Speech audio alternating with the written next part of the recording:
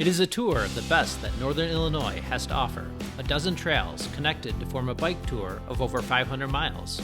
The Grand Illinois Trail takes bikers past nearly 50 Illinois towns and over 6 state parks. It is a tour through Illinois history as you bike along canals, past historic sites, and on significant routes.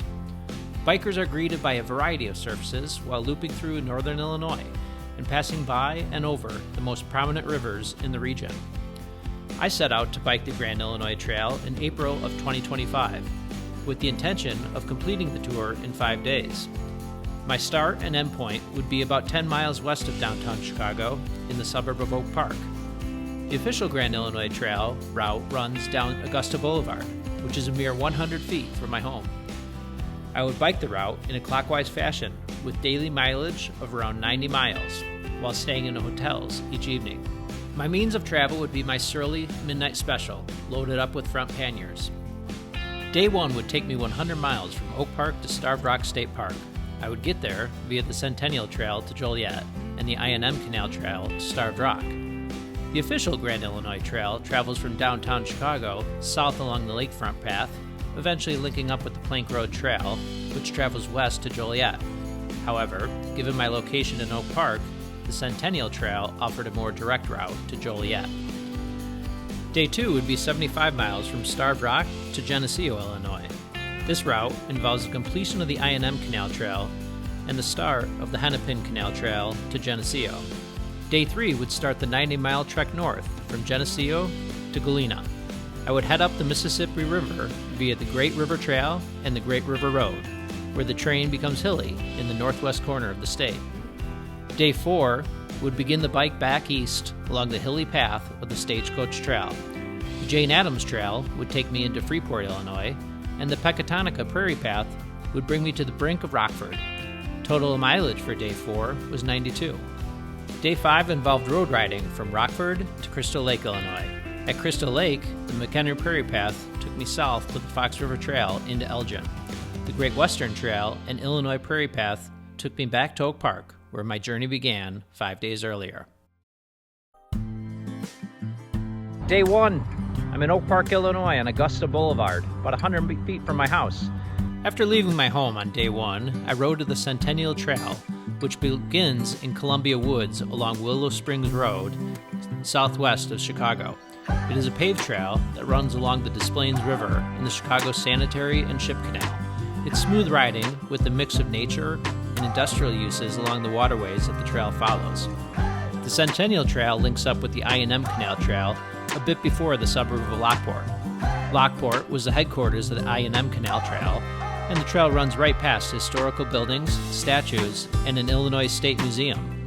Shops and restaurants lie right on the other side of these sites, so it is a good spot to check out. Before getting to Joliet, the trail runs through the Joliet Ironworks historic site. It is an archaeological site in its current form, with the remains of massive buildings that forged steel that built American cities. It is necessary to navigate a few miles through Joliet to link up with the east-west portion of the I&M Canal bike trail. Joliet is a city along the Des Plaines River that has some sights to check out, including Two Brothers Roundhouse, the Rialto Theater in downtown, Harris Casino, and the Old Joliet Prison. Once you get to the I&M Canal Trail, you're able to put your navigation device away as the trail runs over 60 miles to its terminus in LaSalle. The I&M Canal Trail was built in the 1830s as a way of connecting the Great Lakes to the Mississippi River. There are interpretive signs every mile along the route that provide anecdotes about the canal's history. The path is crushed gravel, lightly populated by bikers and hikers, and is fairly slow going. My companions for the day were a wide variety of animals, including geese, hawks, frogs, snakes, blue herons, and more beavers, otters, and turtles than I've ever seen in my life. Wow, that's a big snake there. It was along this stretch that I needed to remind myself that my pace would be much slower than the road, and the pedaling a bit more difficult. However, my reward was unexpected nature sightings repeatedly throughout the afternoon. It's about 12 miles per hour. You could go on the crushed limestone. So it's pretty cool, pretty relaxing. You just got to be patient and take your time. Hotel, fueling, and restaurant options exist in the various small towns along the I&M Canal Trail, including Morris, Ottawa, and Seneca.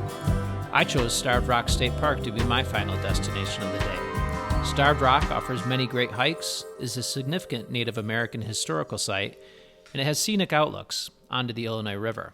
Made it. Day 1, 100.2 miles. All right, we're on day 2 of the Grand Illinois Trail. Day 2 got off to a soggy start as there was heavy rain the previous night. This made the I&M Canal Trail especially slow, while I had to avoid puddles on the trail, and my bike was sinking into the muddy trail as I rode along. When the Canal Trail ends in LaSalle, it is necessary to navigate through Peru and over 15 road miles to Bureau Junction, where the Hennepin Canal Trail begins. There is very little signage that marks the start of this trail, so be on the lookout. The Hennepin Canal Trail runs over 60 miles west to East Moline, which sits on the banks of the Mississippi River. There aren't many towns or services along the canal, so it is best to have enough food and water to sustain you for as far as you are going. It is also especially slow going, with a variety of unpaved surfaces, including stone, grass, crushed gravel, and compacted sand. I came upon this yellow path and wasn't sure what it was, and it's basically just sand that was rained on last night.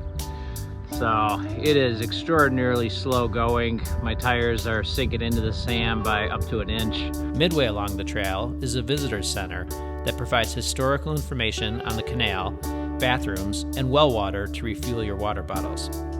The Hennepin Canal wasn't built until the 1890s, and it wasn't put into use until 1908. It has a much different feel than the I&M Canal Trail. It seems decidedly more modern as canals go, its original form intact, and some pretty neat aqueducts that run over lower waterways. The canal ceased operation in 1951, and it's been used for recreational purposes since that time. Fishing seemed to be the primary activity along the canal, with very few bikers. While there is plenty of nature along the canal, it is much less than the I&M Canal, and there is much greater sun exposure along the trail. It was sunny on the afternoon that I was on the canal trail, and countless turtles were out soaking in the sun throughout the trail. Biking the canal trail was very difficult, and after around 50 miles on the trail and 75 miles on the day, I was ready to be finished when I hit the town of Geneseo. Geneseo is the first bigger town on the canal trail that offers hotels and restaurants. It is situated about 15 miles from the western terminus in East Moline. Geneseo has a very quaint downtown with some neat things to check out. That's a wrap for today. I only got to 75 miles and Day 3, Grand Illinois Trail. I'm leaving the Hennepin Canal Trail in Geneseo, Illinois, and I'm headed towards Galena. Rather than continuing west on the Hennepin Canal Trail to its terminus, I decided to head north along country roads at the beginning of Day 3. After over 100 miles of slow-going canal trails, I was quite ready for some easy biking along car-free paved country roads. There are no cars on the road. This did mean that I would not bike the last 10 to 15 miles of the canal trail, and I would miss the southern portion of the Great River Trail. However, the roads that I traveled that morning seemed effortless and very enjoyable as I experienced the only tailwind of the entire 5-day tour. I reached the Mississippi River and the Great River Trail after about 30 miles in the town of Albany. I made it to the Mississippi, the Great River Trail, the Ole Miss. Following the trail north 25 miles was quite stress-free and scenic. Fulton, Illinois had a nice trail along the river that included an impressive steel bridge and a large windmill. I also stumbled upon the ancestral burial plot of Ronald Reagan's ancestors. These unexpected sights may be small, but they had interest to the days on the road. The Great River Trail ends in Savannah, and the route moves to the Great River Road, a road that runs along the Mississippi River from its origins in Minnesota to its confluence with the Gulf in Louisiana. The road passes by the entrances to the Mississippi Palisades State Park, which offers hiking trails that pass by caves and on to high bluffs overlooking the Mississippi River. After passing through the quaint town of Hanover, there are 2 roads that go into Galena. Both contain some challenging hills and offer beautiful scenery as you gain elevation and look out onto the countryside in Joe Daviess County. I reached Galena in the late afternoon after 90 miles of smooth riding. Galena would likely be considered the most charming city in Illinois. It offers a wide variety of restaurants, hotels, and shops. Its historic and picturesque downtown has served as a backdrop for many movies, including Field of Dreams. Galena was also the home of President Ulysses S. Grant and has a lot of history around the Civil War period. That's a wrap for day 3. Got to Galena, Illinois, just under 90 miles. Great day of riding. Day 4, Grand Illinois Trail, starting in Galena, Illinois, headed to Rockford, Illinois. So yeah, you're at the start of this day's video. All right, we'll see ya. Day 4 began the journey back east via the hilly Stagecoach Trail. The Stagecoach Trail runs 40 miles between Galena and Lena, passing through Scales Mound and Apple River. It is a road that has its roots in a route from Chicago to Galena, in which passengers traveled via stagecoach. The ride is a continuation of the Day 3 terrain, in which there are some strenuous hills that offer amazing views as the reward for the rigorous climbs. After the town of Lena, farm roads take you east to the Jane Addams Trail. The Jane Addams Trail is crushed limestone, tree-lined, and travels north to south. It links to the town of Freeport, Illinois, which was the site of the second Lincoln-Douglas debate. This event is marked in Debate Square with the statue of the two politicians. At the Pecatonica River in Stevens Street in Freeport, there's a sign for Tuddy's Crossing. This is the beginning of the Pecatonica Prairie Path. The Pecatonica Prairie Trail can be picked back up a bit west of the town of Pecatonica or in the actual town itself. I should note that the trail in these portions is not well maintained for biking and mostly seems to serve as a utility access road for the electrical lines that are running along the trail. The trail did begin to have the feel of a bike trail in the town of Winnebago, with some signs and some paved surfaces that were quite welcome after the rough sections west of Winnebago. The Pecatonica Prairie Path abruptly ends about 5 miles from downtown Rockford. From there, the route is along highly trafficked roads to the Rock River and downtown Rockford. My mileage for day 4 ended up being 92. That's a wrap. 92 miles, Galena to a little bit outside of Rockford. Day 5, Grand Illinois Trail, the final day. Starting outside of Rockford, Illinois, headed to Oak Park, Illinois. My day 5 began with 40 miles of road riding heading directly east on trafficked road from Rockford to Crystal Lake, where I connected to the McHenry County Prairie Path. The McHenry County Prairie Path is a paved trail that brings riders south through Algonquin, where the trail becomes the Fox River Trail. The Fox River Trail passes through East Dundee and generally offers easy paved riding through wooded terrain. Eventually, riders will get to Elgin, which has made substantial improvements to its riverfront in the past couple decades. Both downtown Elgin and East Dundee offer plenty of places to eat and check out. After passing the Elgin Riverboat Casino, the Grand Illinois Trail leaves the Fox River Trail for the Elgin branch of the Illinois Prairie Path. This trail becomes the Great Western Trail. Both are crushed gravel, flat, and travel through sparsely populated areas. The Great Western Trail cuts a diagonal path until it links back up with the Illinois Prairie Path in Villa Park. The Villa Park Historical Society has a museum and an old train station right on the path. The Prairie Path heads directly east towards downtown Chicago, traveling through a series of towns including Elmhurst, Maywood, and Forest Park, where the path ends at the Forest Park Blue Line L station. This point marked the final 2 miles of my journey.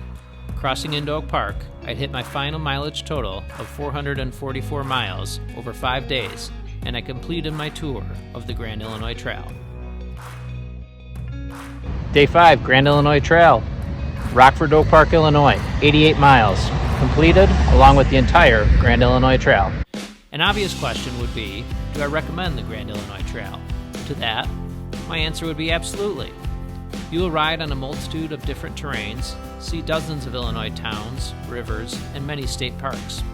Furthermore, it is a bike tour that runs right through one of the biggest cities in the USA. The fact that Northern Illinois residents do not have to travel anywhere for the tour is a huge plus. I also think it is great that the route is a circle that can be started or ended at any point along the route. A challenge of much of the route is that many of the trails are difficult to ride on. Both the I&M and Hennepin Canal trails are cumbersome to ride on and very slow going. The Pecatonica Prairie Path was also a particularly rough section of the trail. Another challenge of the tour is that it is not particularly well marked. Each trail and section is its own entity, and there are not many signs that let you know that you are on a route that comprises the Grand Illinois Trail. Like any bike tour, there will be ups and downs, headwinds, every day a headwind, rain, flats, long riding days, and other inconveniences. It's been a long day that will cause you to doubt why you're making the voyage. However, I can pretty much guarantee that you will not regret the adventure when you can say you've completed the Grand Illinois Trail. Are you a nice donkey?